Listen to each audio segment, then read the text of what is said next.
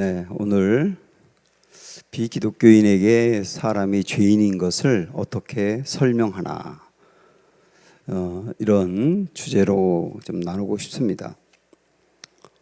혹시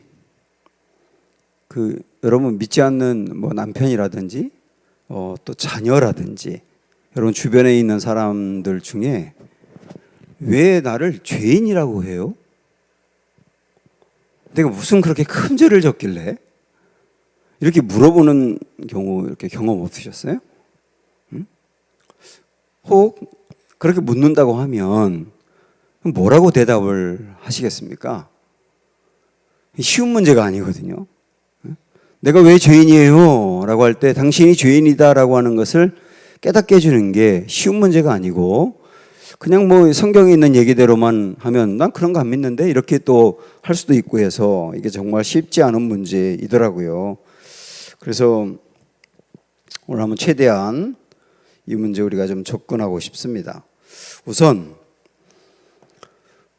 제가 한번 퀴즈 한번 내볼까요?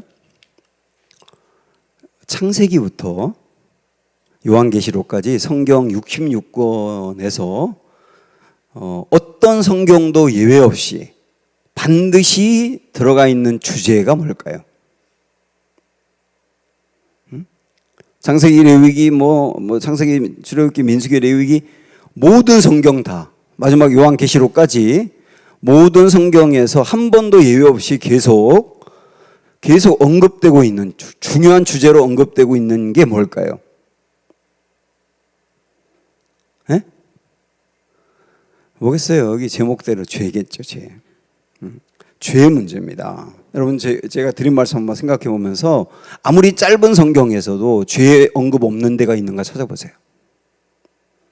아무리 짧은 구절에서도 절대로 죄 언급 없는 곳이 없습니다. 가장 많은 주제로 다루는 게 이 죄 문제란 말이죠. 왜 그럴까 생각을 한번 해보시죠. 왜 그럴까? 죄의 어떤 보편성, 모든 사람이 다 죄에 넘어져 있다. 그런 것도 얘기하겠고, 성경은 궁극적으로 구원의 길을 얘기하거든요. 그래서 성경을 우리에게 주신 가장 중요한 목적은 성경을 통하여 구원받으라는 거예요. 그래서 우리에게 제일 주신 게 중요한 제일 1번 목적인데 구원을 받기 위해서 가장 걸림돌이 죄잖아요. 반드시 해결해야 될 게 죄잖아요. 그런 맥락에서 죄에 대해서 그렇게 많이 언급을 하고 있는 겁니다. 그러나 기독교인들 중에서도 좀 덜어 그렇고 믿지 않는 비기독교인들은 죄에 대해서 언급하는 것을 불쾌하게 생각을 해요. 왜냐하면 그들이 생각하는 죄의 개념이 기독교에서 말하는 죄와 다르기 때문입니다. 보통 사람들이 생각하는 죄의 개념은 어떤 도덕적인 문제가 있는 걸 얘기합니다. 도덕적인 문제, 어떤 범법이죠. 누가 봐도 죄를 범한 거 범법인데 나는 그런 도덕적인 죄가 없다 그렇게 생각하는 사람은 없지만 나는 그러나 뭔가 처벌받을 만한 죄는 없다. 그렇게 생각하는 거예요. 처벌받을 만한 죄는 없다. 그래서 내가 무슨 죄인이냐 이렇게 생각을 한단 말이죠. 그러다 보니까 죄에 대해서 인정을 안 하니까 그 사람에게 1000만 번, 100만 번 하나님의 사랑이라든지 구원이라든지 은혜를 얘기한들 소용이 없는 거예요. 자기가 죄인이라고 하는 것을 인정하지 않는 사람에게는 하나님의 은혜와 사랑이 아무 의미가 없다고요. 아무 의미가 없다고요. 그래서 자기가 죄인인 것을 받아들일 때에만 하나님의 은혜와 구원이라고 하는 게 그때부터 드디어 의미 있거든요. 그러니까 이 믿지 않는 사람들도 죄의 문제에 대해서 본인이 이제 받아들이고 인정하게 하는 게 구원으로 가는 첫 관문이라고 볼 수가 있습니다. 성도도 마찬가지거든요. 교회를 다니면서도 구원을 받았다는 것은 알겠는데 구원의 감격이라든지 하나님의 은혜에 대한 어떤 감격이 전혀 없는 사람은 왜 그러냐면 자기 죄에 대해서 정말 진지하게 직면하지 않았기 때문이에요. 내가 얼마나 심각한 죄인인지 내가 이 죄를 도저히 내 스스로 해결할 수 없다는 거, 그런데 하나님이 이 죄를 해결해 주고 나를 구원해 줬다는 것을 알 때 감격할 수밖에 없거든요. 그런데 자기 죄에 대해서 깊이 고민해보고 애통해보고 직면해보고 그래서 이 처지를 정말 너무 난감하게 여기고 그러는 과정을 거칠 때 은혜가 진짜 감사한 거거든요. 그리고 조금 다른 얘기긴 하지만 자기가 이제 죄인인 것을 정말 알게 되면 죄인인 것을 아는 것만큼 거룩해집니다. 참 재밌는 이야기인데 우리는 거룩 그러면 죄가 없는 걸 거룩이라고 생각하는데 내가 죄인인 것을 알면 알수록 거룩해지는 거예요, 사실은. 여러분도 아마 들어보셨겠지만 바울이 말입니다. 바울이 고린도전서 15장에 보면 고린도전서는 3차 전도 여행 때 이제 쓴 말씀인데요. 고린도전서 15장에서 자기를 뭐라고 말하냐면 나는 사도 중에 지극히 작은 자, 사도 중에 가장 작은 자라고 고백을 합니다. 난 여러 사도들이 있는데 그 사도 중에 내가 제일 작은 자예요. 이렇게 고백을 하거든요. 그런데 그 다음에 에베소서 3장 8절에 보니까 에베소서는 3차 전도여행 끝나고 로마로 가가지고 잡혀서 감옥에 가 있는 동안 쓴 거기 때문에 옥중서신이라 그래요. 그러니까 그 한참 후의 일이죠. 고린도전서보다는. 근데 옥중서신인 이 에베소서 3장 8절에서는 자기를 뭐라고 말하냐면 모든 성도 중에 지극히 작은 자보다 더 작은 자. 아까는 사도 중에 제일 작은 자가 자기라고 했다가 이번에는 모든 성도 중에 지극히 작은 자보다 더 작은 자가 납니다. 그렇게 자기의 부족함을 보거든요. 그러다가 급기야 이제 옥중서신이 있고 난 다음에 옥에서 풀려나서 4차 전도 여행을 했어요. 바울이 4차 전도 여행. 4차 전도 여행을 로마 지역에서 한 거죠. 4차 전도 여행을 하면서 그때 쓴 말씀 중에 디모데전서가 있거든요. 디모데전서는 바울의 인생의 거의 말년에 쓴 겁니다. 그때 자기를 어떻게 보는지 아세요? 디모데전서 1장 15절에 나는 죄인 중에 괴수다 그래요. 죄인 중에 괴수다. 죄인 중에서도 최고로 죄인이다 내가. 여러분 이 말씀을 보면서 어떤 사람들은 와 바울은 갈수록 죄를 졌나 봐. 그렇게 단순하게 생각할 수 있지만 그게 아니죠. 바울은 갈수록 자기가 죄인이고 부족한 것을 안 거예요. 목사님 주세요.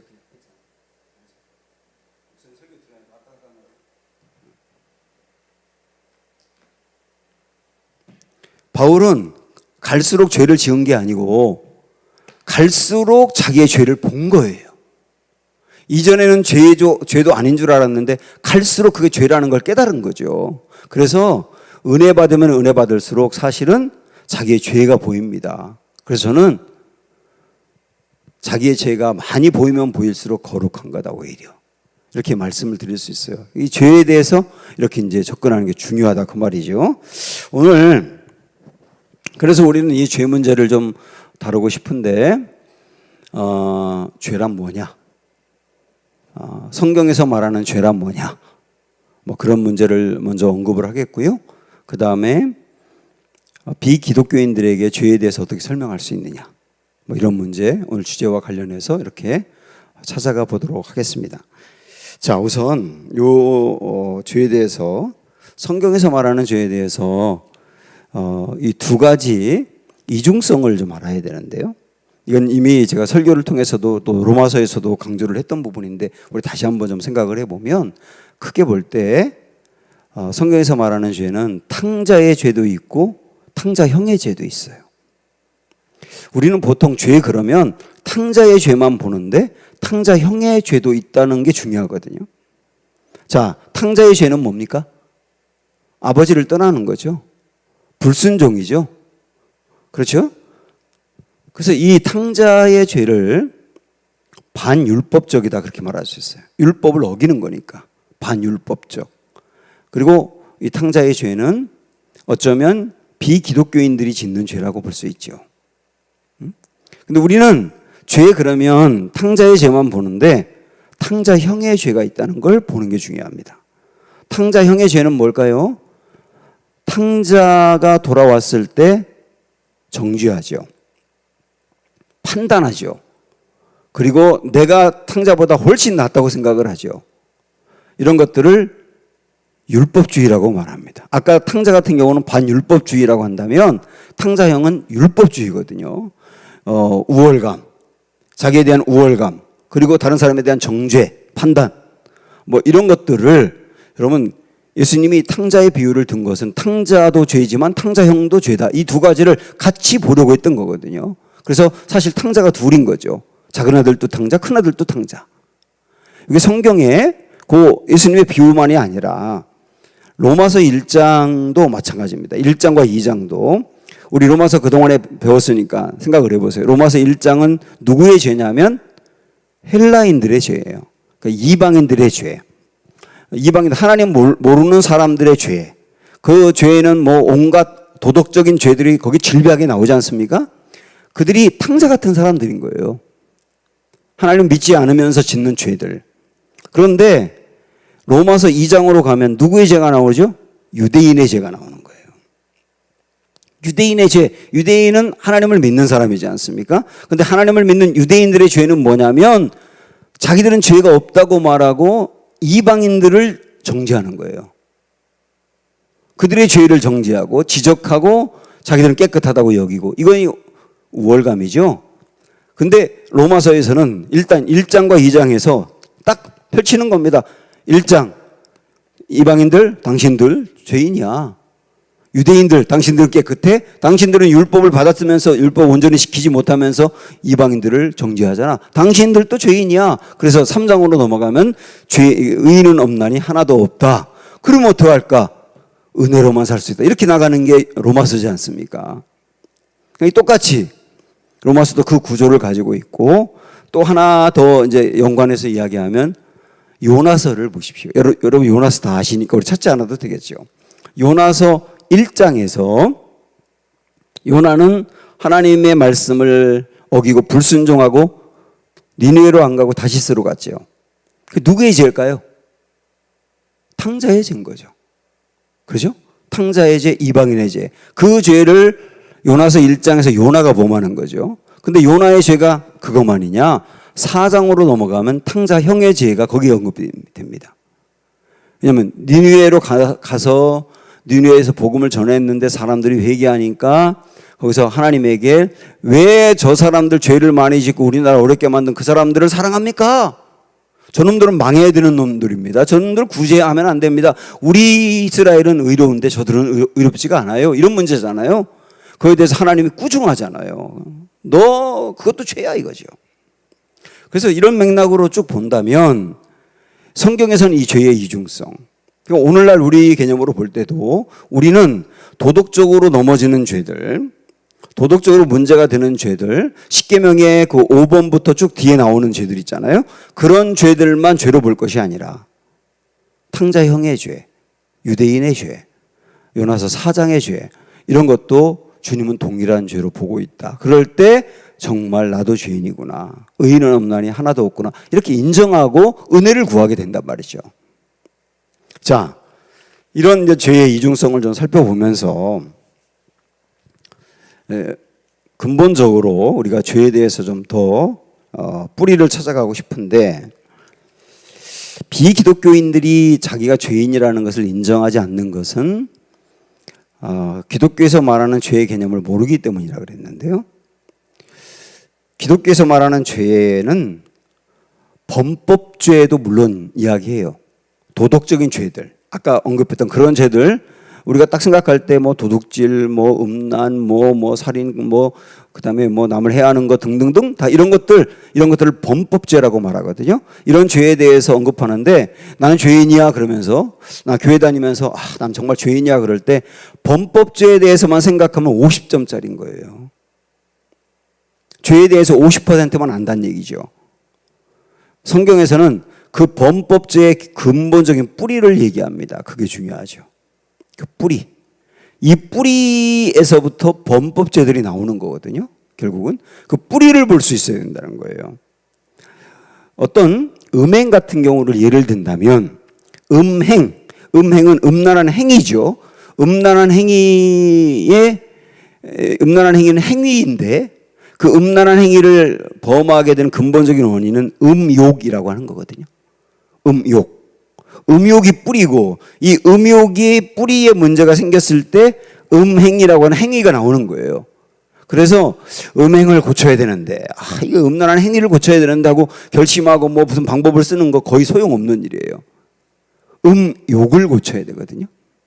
그 뭐 다른 문제라도 지금 언급할 수는 없지만 음욕을 고쳐야 음행이 고쳐지는 거지. 음욕은 그대로 있는데 음행을 고치는 것은 단기적으로 고친 것 같다가도 또 다시 넘어지는 겁니다. 모든 죄가 똑같아요. 그래서 뿌리를 볼 수 있어야 된다는 거예요. 죄의 뿌리를. 자, 그러면 성경에서 말하는 죄의 뿌리는 뭐냐? 우리 가장 먼저 세상에 죄가 왔던 우리 에덴 동산의 선악과부터 찾아봐야 되겠죠. 우리가 알고 있습니다. 얼마 전에도 제가 설교를 주일날에 했고, 그러면 아담과 하와가 선악과를 따먹은 게 최초의 죄인데 이 죄는 근본적으로 어떤 뿌리에서 나온 거냐? 사단이 아담과 하와에게 선악과를 따먹으라고 하면서 한 얘기가 뭐였죠? 너 그거 먹으면 하나님같이 되었어요. 요게 뿌리예요. 자기가 하나님이 되려고 하는 거죠. 자기가 하나님의 자리에 앉으려고 하는 거죠. 이게 모든 죄의 뿌리입니다. 모든 죄의 뿌리. 그래서 사단은 죄를 지으려 할 때 너 거짓말 해봐. 너 도둑질 해봐. 남의 거 훔치는 거 좋아. 이렇게 접근하지 않고 가장 근본적인 뿌리인 너 하나님같이 될 수 있어. 이걸 건드렸던 걸 볼 수 있잖아요. 그런데 왜 하나님같이 되라고 했느냐면, 자, 하나님같이 자기가 될 때, 그러니까 하나님의 자리에 앉을 때 어떻게 되느냐 하면 선악을 분별할 수 있다고 했어요. 네? 사단이 그랬지 않습니까? 너 하나님같이 되면 선악을 분별할 수 있어. 그러니까 하나님같이 되는 게 죄의 뿌리라고 한다면 선악을 분별하는 게 그 뿌리에서 파생된 죄인 거예요. 그래서 아담과 하와는 선악과를 따먹은 다음부터 선악을 분별하게 된 거거든요. 무엇이 옳고 무엇이 그르고. 그럼 여기서 여러분 질문하셔야 되거든요. 아니, 무엇이 옳고 무엇이 그른지를 구별을 하는 건 좋은 거 아닌가요? 당연히 좋은 거죠. 무엇이 옳고 무엇이 그른지를 구분하는 건 좋은 건데, 그러나 문제는 뭐냐면 선악과를 따먹고 선악의 구분이 생겼는데 그 기준이 자기 중심인 거예요. 내가 생각하기에 옳으면 옳은 거야.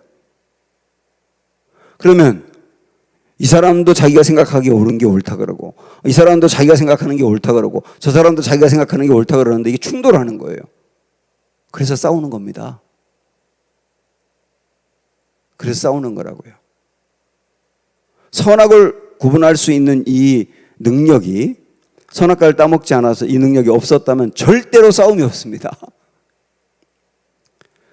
이 선악을 자기 기준대로 구분하기 시작하면서부터 갈등, 분열, 폭력 이런 게 다 나온 거예요.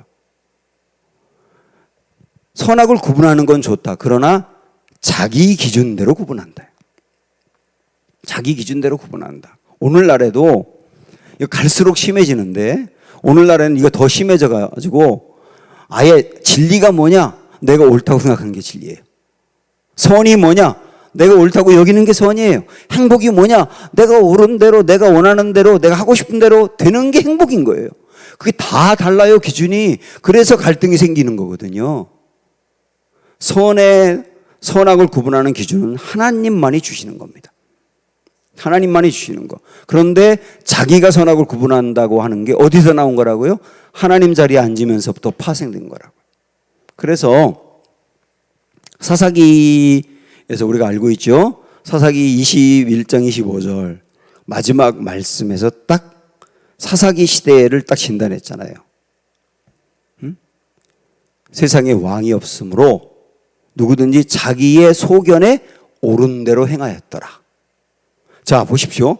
자기 소견에 옳은 대로 행하였더라. 그 말은 뭐냐면 내가 옳다는 대로 했다는 겁니다. 사사기 시대 사람들은 내가 난 악한 짓 할 거야 하고 한 게 아니에요. 나 이거 악한 줄 알면서 할 거야 이런 게 아니라 자기가 옳다고 생각하면서 한 거예요. 그런데 옳다고 생각하면서 한 것이 가장 악한 시대를 만든 거거든요. 여러분, 이 말씀 잘 생각을 해보셔야 돼요. 그 사사기 뒷부분에 미가 신상 사건이라고 나오지 않습니까? 미가 어머니가 이렇게 이걸 훔쳐간 사람에 대해서 저주하니까 미가가 저주받을 것 같으니까 자기가 가져갔다고 고백하고, 그러니까 그다음부터는 엄마가 또 아들이 또 저주받을 것 같으니까 없는 일로 하자 그랬다가, 그다음에 지나가는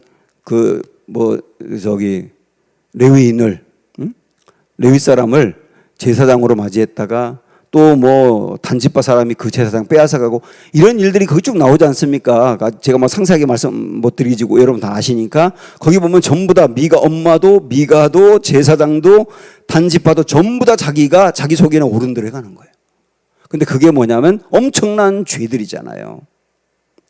그러니까 사사기는 구약에서 가장 죄악된 시기거든요. 사사기 가장 타락하고 죄악된 시기인데, 참 기가 막힌 건 뭐냐면 자기의 소견에 옳은 대로 행했는데 가장 죄악된 세상이었다는 거죠. 그걸 통하여 뭘 얘기하는 겁니까? 사람이 자기의 기준대로 옳다고 여기며 하는 게 다 옳은 게 절대 아니라는 거죠. 이게 죄에서 나온 것들이라는 거죠. 그래서 이번에 성경을 찾아보시겠는데, 우리 에베소서 2장으로 한번 가보십시오.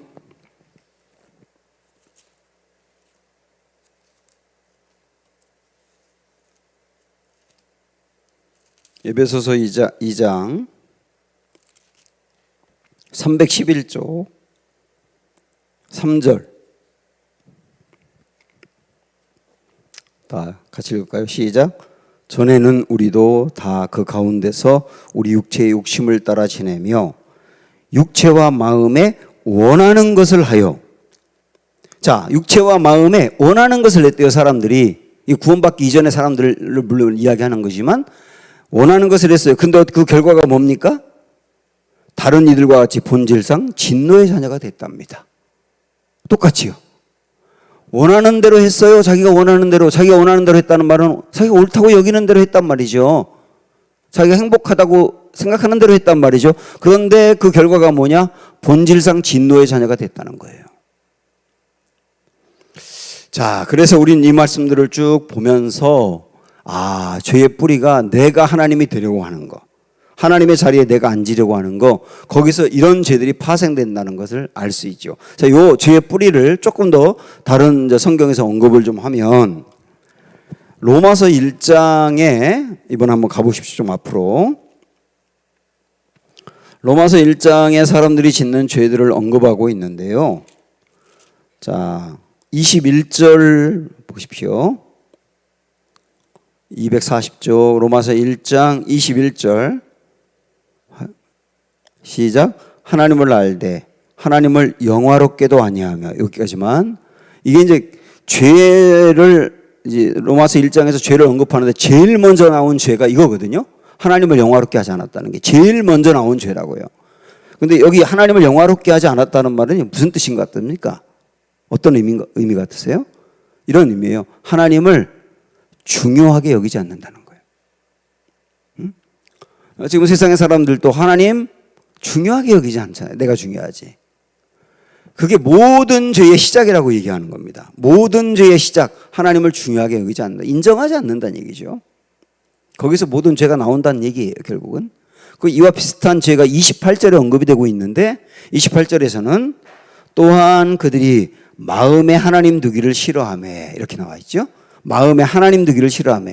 마음에 하나님 두기를 싫어하는 거하고 21절에 하나님을 영화롭게 하지 않는 거하고 똑같은 의미입니다. 이게 죄의 뿌리라는 거예요. 내가 하나님 되고 싶어 하지, 하나님 자리에 내가 앉고 싶어 하는 이 속성들, 여기서 모든 죄가 나온다. 이번에 조금 더 뒤로 가서 디모데후서 3장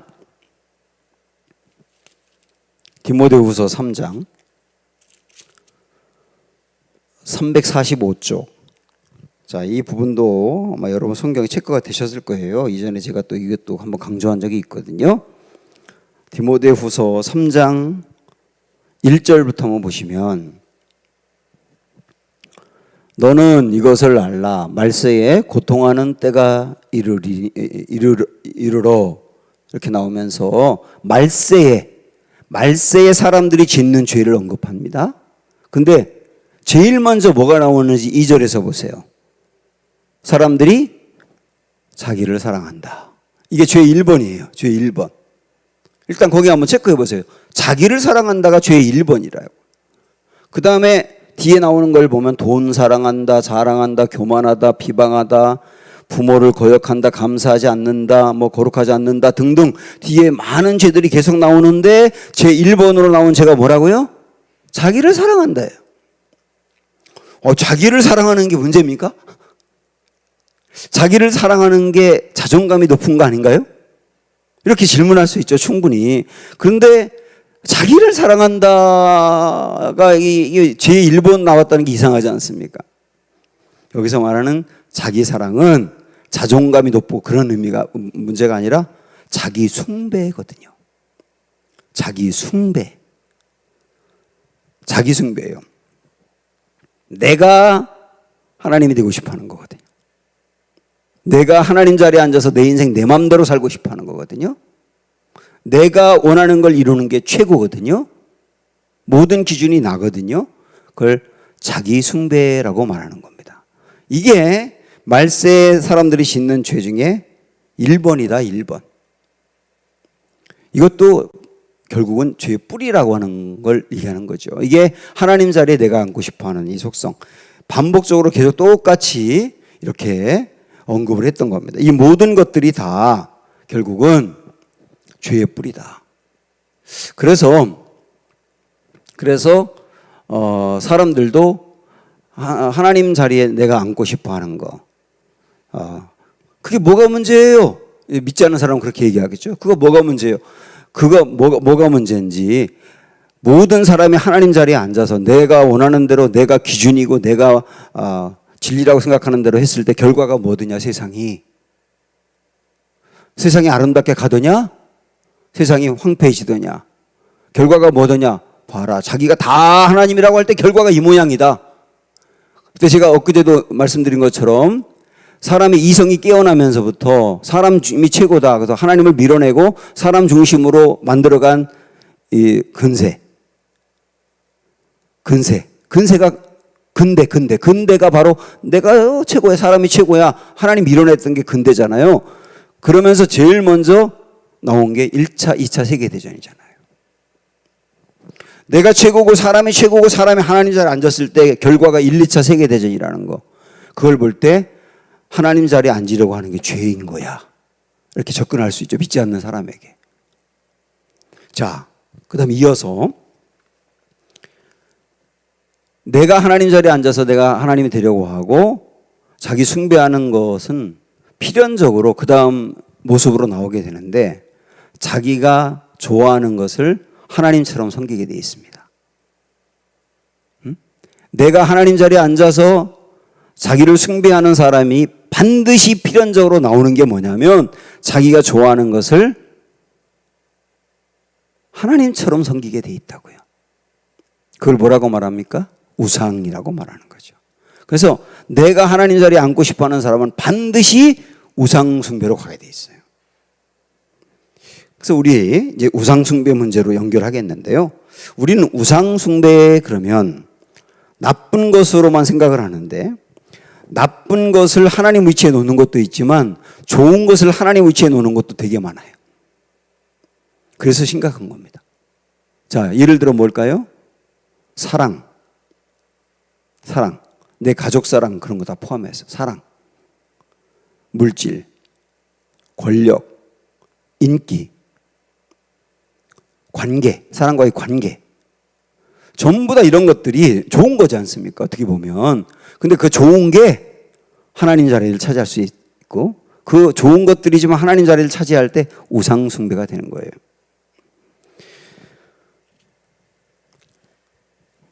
그게 우상인 것을 어떻게 알 수 있다? 여러분 들으셨어요? 그게 우상인 것을 스스로 분별할 수 있는데 그게 세 가지로 보면 돼. 첫째, 그게 있어야만 내가 행복해. 둘째, 그게 없어서 나는 불행해. 셋째, 그게 있다가 떠났을 때 죽을 것만 같아. 이 세 가지로 한번 보시면 돼요. 아까 말씀드린 사랑, 물질, 권력, 관계, 인기 뭐 등등 다 좋은 것이지만 그 중에 이게 없을 때 나는 살 수 없을 것 같고 죽을 것만 같고 이게 있어야만 내가 만족하고 이런 것이 이게 이미 좋은 것이지만 우상 단계에 와 있는 거거든요. 우리 특별 새벽기도 때 가짜 신은 가라라고 하는 주제로 이 문제 다루었던 거 기억나실 겁니다. 그때 언급했던 거 몇 가지만 다시 한번 좀 해보면 야곱과 레아 주일날에도 이제 야곱에 대해서 설교할 건데 야곱과 레아를 보면 야곱과 레아에게 우상이 뭡니까? 사랑이었어. 사랑. 야곱은 라헬을 사랑했죠. 라헬을 사랑해서 라헬을 자기 아내로 삼을 때까지 절대 행복하지 못해요. 그래서 14년 동안 죽을 고생하면서 무임금으로 일하면서도 라헬 얻기 위해서 애씁니다. 그럼 그 로맨틱한데 그 사랑? 이렇게 접근할 게 아니라 그렇게 라헬 하나만 집착하는 사랑, 라헬이 없으면 절대 안 된다고 하는 사랑 때문에 그 야곱의 가정이 깨진 거예요. 아내들끼리 갈등, 자녀들끼리 갈등, 요셉을 결국은 애굽으로 팔아버린 이유도 뭡니까? 그 원인이잖아요. 그래서 우리 그 말씀 들었죠. 야, 라헬만 있으면 난 행복할 것 같아. 드디어 라헬을 아내로 맞이하게 됐어요. 야, 이제 라헬 내 아내 되는 거야. 그리고 아침에 눈 떠봤더니 라헬이 아니라 레아더라. 이 기가 막힌 말씀이잖아요. 그래서 사랑이 우상이 될 때 그 사랑은 나에게 절대 만족을 못 준다는 거예요. 라헬인 줄 알았더니 레아더라예요. 절대 만족 못 준다.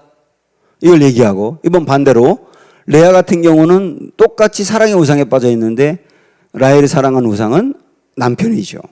야곱이죠. 야곱의 사랑을 받을 때까지 행복할 수 없어. 하나님이 그 레아에게 은혜를 베풀어 가지고 루벤도 주고 시므온도 주고 레위도 주고 막 주잖아요. 아들을. 아무리 아들을 주어도 남편이 나를 사랑해야 행복해요. 그게 아들들의 이름에 다 반영되잖아요. 이제는 남편이 나를 사랑할 거야. 셋이나 낳았거든? 이렇게. 그게 다 아들들의 이름이거든요. 그러니까 레아 같은 경우는 남편의 사랑을 받을 때까지 행복하지 못해. 이게 레아의 사랑이라는 우상이거든요. 그 우상은 사랑이라고 하는 우상은 아니 남편 사랑하고 뭐 아내 사랑하는 건 좋은 거지만 이 사랑이라고 하는 것이 우상이 될 때 그 가정 관계 이게 다 깨져버린다는 거. 그 우상은 절대 좋은 결과를 가져오지 않습니다. 우상은 나를 배신하게 돼 있거든요. 자, 또 하나. 나만 장군 아시죠? 나만 장군은 권력이라고 하는 우상에 빠져 있어요. 그래서 그가 큰 나라 아람 나라의 2인자 군대 장관이라고 하는 그 권력을 이용해서 이스라엘의 왕에게도 막하고 엘리사에게 찾아왔을 때 너 나와가지고 나한테 절할 줄 알았는데 안 하네? 기분 나쁘고 엘리사가 저 요단강물에 들어갔다 나오라 하세요. 그러니까 기분 나빠. 그냥 가잖아요. 나올 수 있는 길이 있는데도 가잖아요. 왜냐하면 권력이 그 사람을 잡고 있는 거거든요. 이 권력이라고 하는 자기 자리가. 결국 나중에 종의 말을 듣고 요단강에 들어간 게 그 권력을 내려놓는 거거든요. 우상에서 벗어나는 거거든요. 그때 은혜가 나오잖아요. 삭개오의 우상은 뭘까요? 당연히 물질이죠. 물질을 얻고 싶은 거예요. 그래서 그 물질이라고 하는 우상에 빠져가지고 사람들이 다 손가락질하고 나쁜 놈, 죽일 놈, 매국노 그리고 저기 삭개오 오면은 얼굴 보기도 싫어가지고 저쪽으로 돌아가고 이게 얼마나 모욕적입니까? 사람이 살아가면서 그런 어마어마한 모욕을 당하면서도 물질만 있다면 괜찮아. 그게 우상에 빠진 거거든요. 근데 예수님을 만나면서 그 우상이었던 물질을 내려놓잖아요. 그게 우상에서 벗어나는 거거든요. 요나, 아까도 요나 얘기했지만 요나의 우상은 뭐냐? 민족주의라고 하는 거거든요. 민족주의. 내 나라, 애국심은 좋은 거지만 애국심이 민족주의로 간 게 요나 이야기인 거예요. 애국심이 민족주의로 가면 우상인 거예요. 그래서 내 나라의 행복이 최고고, 응? 내 나라 힘들게 하는 나라는 무조건 망해야 하고, 하나님이 거기 은혜 베풀면 안 되고, 이런 과도한 애국심이 민족주의로 갔단 말이죠. 하나님 그 부분 지적을 하는 거예요. 저는 이것이 오늘날 우리나라도 그렇고 미국도 엄청 심한데, 내가 지지하는 당, 정치적으로 내가 지지하는 당, 내가 지지하는 사람의 거의 우상같이 돼버릴 수도 있다는 거죠. 우리나라도 이거 심합니다. 내가 지지하는 당이 안 되면 끝난 거예요, 그거는. 내가 지지하는 사람이 안 되고 지지하지 않는 사람이 대통령이 되면 무조건 잘못된 거예요, 그거는. 그 사람이 무슨 일을 하든 다 잘못된 거야. 절대 지지하지 않아요. 근데 이 반대로 바뀌면 똑같아지는 거예요. 태극기 부대도 똑같아. 다 이게 우상에 빠져버린 정도라니까요. 이게 심각합니다, 이거는. 건강하게 비판할 수 있어야죠. 지지할 때 지지하고 건강하게 비판할 수 있어야죠.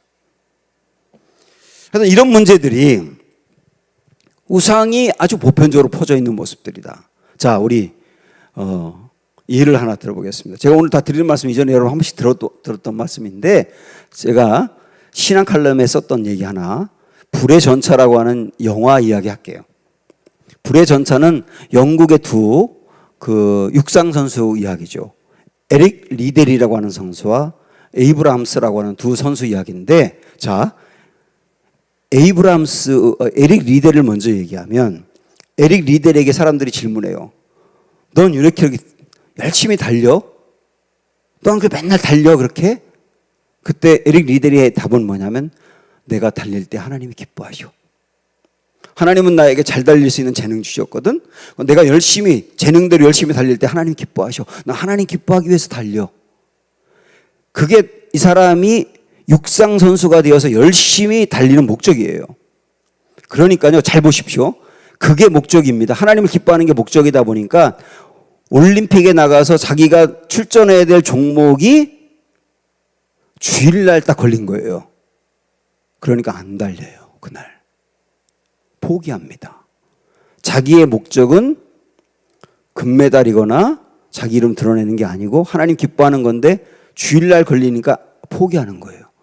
다른 날짜에 오히려 나가서 금메달을 따죠. 자, 금메달을 땄어요. 돈도 받고 명예도 받고 다 받았잖아요. 그 다음은 이걸 다 받았으니까 그걸 갖고 누리는 게 아니라 선교사로 갑니다.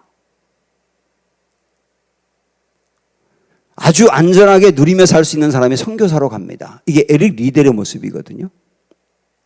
그러니까 그는 열심히 달려서 1등하여 성공하고 이름 날리고 그러는 게 우상이 안 된 거예요. 하나님이 우선이니까. 그런데 이번에 그의 친구 에이브람스라고 있습니다. 이 친구도 에릭 리델만큼 잘 달려요. 에이브람스에게 질문했어요. 당신 왜 이렇게 열심히 달려요? 왜 이렇게 열심히 훈련해요? 그때 이 사람이 이렇게 말합니다.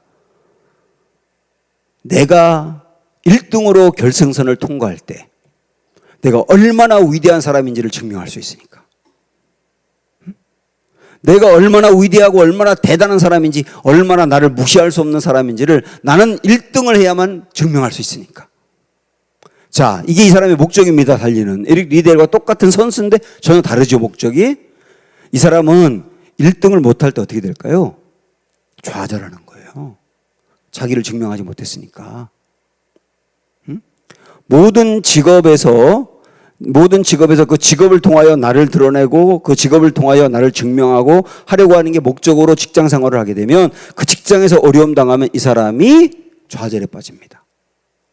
내가 원하는 직장 못 들어가도 좌절에 빠지고, 이게 성공과 성취라고 하는 우상에 빠진 모습이에요. 대표적으로. 그 에이브람스는 나중에 금메달 따거든요. 그 다음에 그 딴 걸 갖고 그냥 누리며 사는 거예요. 그게 다예요. 목적이 자기를 드러내는 거였으니까. 저는 그 영화가 뭐 달리기 영화도 아니고 금메달 영화도 아니고 정확하게 우상 영화다. 우상 영화다. 이렇게 보거든요. 우리가 얼마든지 그럴 수 있는데, 자, 그렇게 본다면 이 성경에서는 우상을 죄로 보는 거거든요. 그러니까 세상 사람들에게 당신이 죄인이에요 라고 할 때 거부하는데, 당신이 빠져있는 우상이 이런 거예요 라고 할 때는 인정하는 거예요. 그래서 여러분 지금 이 말씀 듣는 분들이 다른 사람하고 내가 왜 죄인이야 라고 말할 때, 당신 이런 죄를 졌잖아요, 이런 뭐 거짓말 했잖아요, 이렇게 당신 뭐 음란한 생각했잖아요, 이렇게 접근해서는 통하지가 않아요. 우상의 문제로 접근을 해보십시오. 이거는 사실 제 얘기라기보다는 제가 드리는 지금 이 말씀은 팀 켈러 제가 아주 자주 여러분에 언급하고, 뭐 저도 지금 뭐 6년째 친구들하고 팀 켈러 공부를 하거든요, 매주마다. 그 계속 책을 읽고 있는데, 팀 켈러가 뉴욕에 그 상당히 똑똑한 젊은이들이 모여 있는 맨해튼에 그 교회를 개척했어요. 그때 이 팀 켈러가 사람들에게 어떻게 죄인인 것을 알게 할까? 죄인인 것을 알아야 구원에 대한 소망을 품고 예수님을 바라볼 텐데 어떻게 할까 하다가 이분이 접근한 게 우상 숭배로 접근을 했습니다. 그 똑똑한 사람들, 성공한 사람들, 더 성공하려고 하는 사람들, 그 사람들에게 우상의 문제로 접근했을 때 그 사람들이 다 무너지더라는 거예요. 맞아요, 내가 우상 숭배하고 있어요. 죄를 인정하고 그 다음에 어떻게 할까요? 예수님이 필요해요. 이렇게 나갔다는 거예요. 이런 식으로, 그래서 특별히 지성인들에게, 그리고 이 시대에 그 도시에 사는 사람들, 이런 사람들에게는 이런 접근 방법으로 죄인 것을 얘기하는 게 정말로 중요하다. 그렇게 이제 봅니다. 이게 이제 죄라고 하는 것으로 우리가 접근할 때 죄는 결과가 다 안 좋잖아요. 그렇지 않습니까? 죄를 졌는데 결과가 좋으면 그건 아닌 거죠.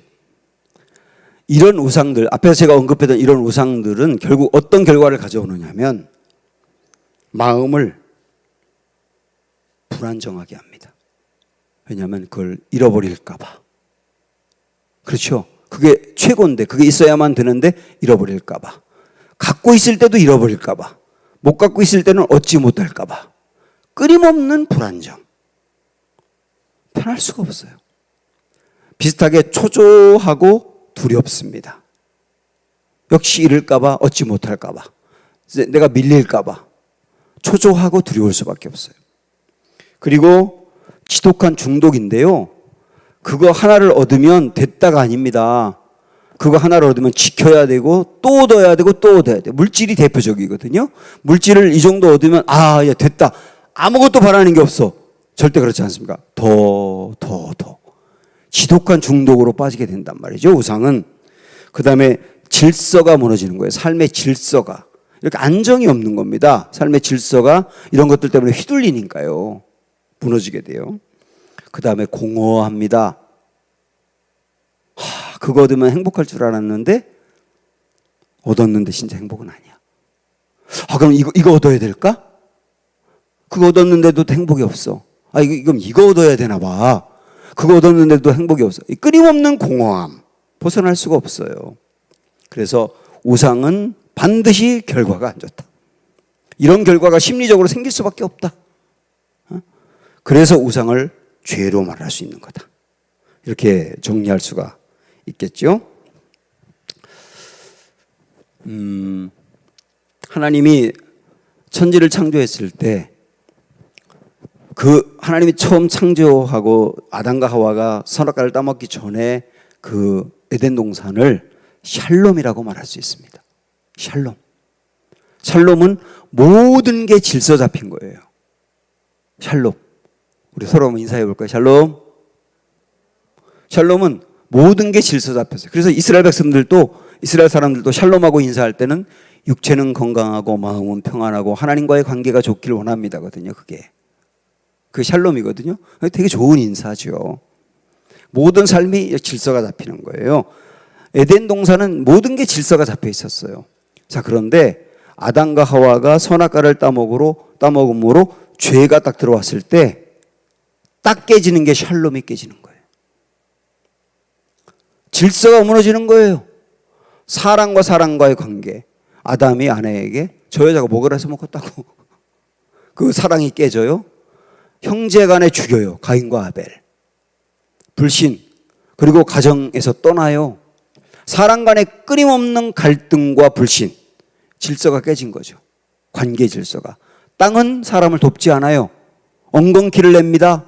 농사를 지려고 해도 땅이 도와주지 않아요. 자연이 도와주지 않는 거예요. 자연도 깨지는 거죠. 이런 관점으로 보십시오. 죄라고 하는 것은 샬롬을 무너뜨린다. 우리 삶의 샬롬도 무너지는 게 죄 때문이다. 그래서 이 죄를 극복하고 죄를 해결하고 우리 삶에 다시 샬롬이 많은 질서를 얻어야 되는데 어떻게 할 수 있느냐? 몇 가지 내가 짓는 죄를 안 짓기로 결심하고 그런다고 되는 게 아니라 삶의 방향을 잘 잡아야 된다. 삶의 방향. 그 방향은 뭐냐? 다시 하나님이 내 인생의 주인이 되는 거예요. 그거예요. 나의 인생의 모든 부분의 주인이 되는 거예요. 그 다음에 내가 갖고 있는 그 어떤 것을 우상으로 삼지 않고 하나님만이 나의 신이 되는 거예요. 그때 나의 삶에 샬롬이 온다예요. 샬롬이 온다. 어거스틴이 했던 마지막 말을 좀 읽어드리겠습니다. 하나님이 인간을 지으셨다면 그 영원 깊은데 자리 잡은 빈 공간들을 하나님 외에 무엇으로도 채워지지 않는다. 예수님이 창조주라면 말 그대로 세상 무엇도 그분만큼 만족을 주지 못한다. 설령 성공을 거둔다 해도 마찬가지다. 더없이 순탄하고 성공적인 사회생활과 가정생활도 우리를 지으신 하나님만큼 의미와 안전과 지지를 보장해 주지 못한다. 하나님을 우리 인생의 주인으로 받아들이기만 하면 그분은 우리를 완전히 채울 것이다. 이게 샬롬이죠. 죄를 벗어나는 길이죠. 이 샬롬이 우리 모두의 삶에 여러분 가정에 충만하게 임하기를 축복합니다.